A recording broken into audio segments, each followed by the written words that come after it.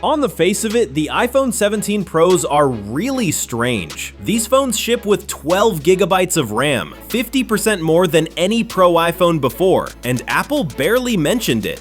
The new A19 Pro chip brings major upgrades to neural accelerators, yet Apple didn't show a single real-world use case. Instead, Apple couldn't stop talking about thermals. Titanium is gone, the body is redesigned for heat conduction, and there's even a vapor chamber inside. All signs pointed to big new features like 8K video recording, but that never came. Now, the good news, the cameras. Not one massive leap, but a series of smaller image processing changes that make the system incredibly reliable. Three 48-megapixel sensors working together deliver crisp portraits, strong low-light results, and a new wide front camera that fits 2 people in frame during FaceTime without sacrificing detail. For professionals, ProRes RAW video out of the stock app is a standout. It's not about higher resolution, but about flexibility. Pure video files that allow full control over color and white balance with virtually no quality loss. The downside? The headline 4x telephoto lens feels limited. It struggles with close focusing, often defaults back to the main lens, and while sometimes impressive at long zoom, it can also look barely different. Still no 8K video, and lens flare issues remain.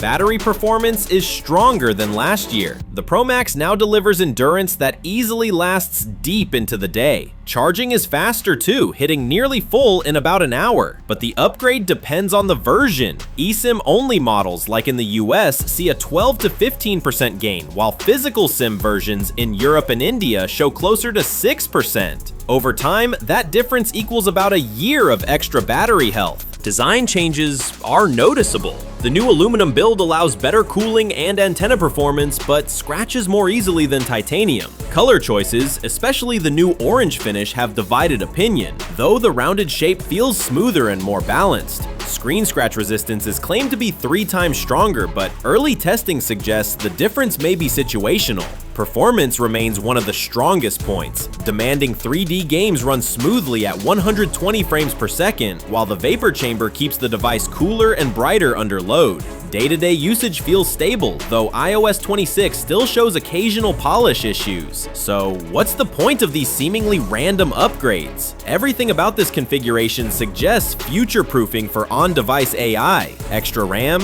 advanced cooling, and the A19 Pro's neural accelerators all point to features that haven't been launched yet. Most likely, the iPhone 17 Pros are being built as the showcase for Apple's upcoming Apple Intelligence push. For now, the upgrades make the 17 Pros solid. Better cameras, stronger battery, and reliable performance. But with the base iPhone 17 offering nearly all the same features for $300 less, the Pro models feel like an optional upgrade, unless the larger screen and bigger battery of the Pro Max are essential, or unless those AI features arrive next year and demand the extra power. The iPhone 17 Pros aren't just smartphones, they're hardware built ahead of the software.